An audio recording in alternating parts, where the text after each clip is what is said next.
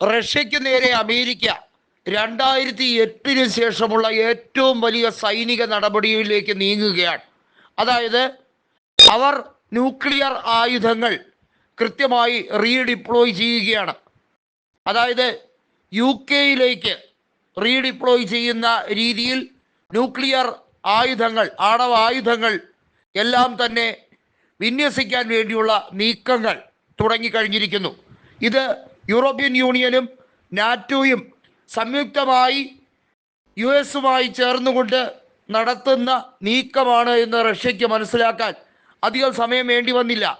അതുകൊണ്ട് തന്നെ അതിന് പകരമെന്ന രീതിയിൽ 150ഓളം വാർഷിപ്പും 120ഓളം എയർക്രാഫ്റ്റുകളും 15,000-ലധികം സൈനികരെയും കൃത്യമായി പസഫിക് മേഖലയിലും അറ്റ്ലാന്റിക് മേഖലയിലും ഒക്കെയായി വിന്യസിക്കുന്ന രീതിയിലേക്ക് പുടിൻ കാര്യങ്ങൾ നീക്കുകയാണ്. നമുക്കറിയാം എങ്ങനെയാണ് ഉക്രൈനെ ഉപയോഗിച്ച് റഷ്യയെ പരമാവധി പിളർക്കാൻ, റഷ്യയെ പരമാവധി ഉപദ്രവിക്കാൻ വേണ്ടി ശ്രമിക്കുന്നത് എന്നത്. ആണവായുധം എല്ലാ തരത്തിലും പ്രയോഗിക്കാൻ, അതല്ലെങ്കിൽ നാറ്റോയുടെയും യൂറോപ്യൻ യൂണിയന്റെയും സ്വാർത്ഥ താല്പര്യങ്ങൾക്ക് വെള്ളവും വളവും നൽകാൻ വേണ്ടിയുള്ള ഒരു ഈറ്റില്ലമാക്കി യുക്രൈനെ മാറ്റിയെടുക്കാൻ ശ്രമിക്കുമ്പോഴാണ് റഷ്യ കടന്നാക്രമിച്ചത്. അതിൽ യാതൊരു തെറ്റുമില്ല എന്നുള്ളതാണ്. അവിടെ ഉണ്ടായ നാശനഷ്ടങ്ങൾ ഇരു രാജ്യങ്ങൾക്കും വലിയ രീതിയിലുള്ള പ്രശ്നങ്ങളിലേക്ക് നീങ്ങിയെങ്കിലും റഷ്യ ചെയ്തത് കാലഘട്ടത്തിന്റെ ആവശ്യമായിരുന്നു.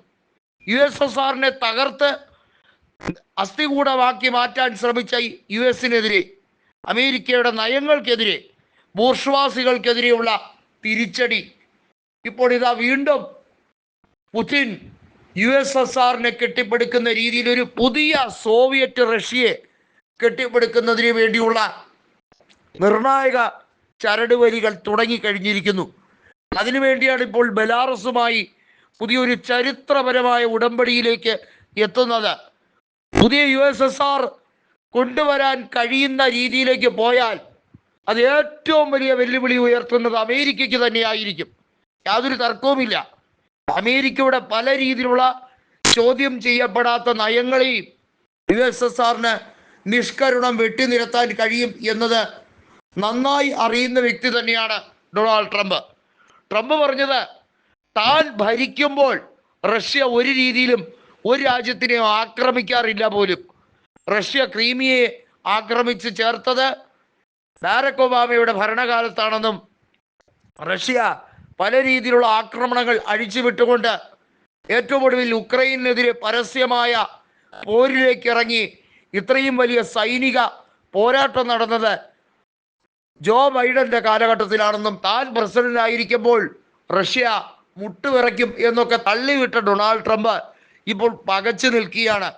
റഷ്യ 10 മടങ്ങ് സർവശക്തിയോടുകൂടി തിരിച്ചാക്രമിക്കുന്നു.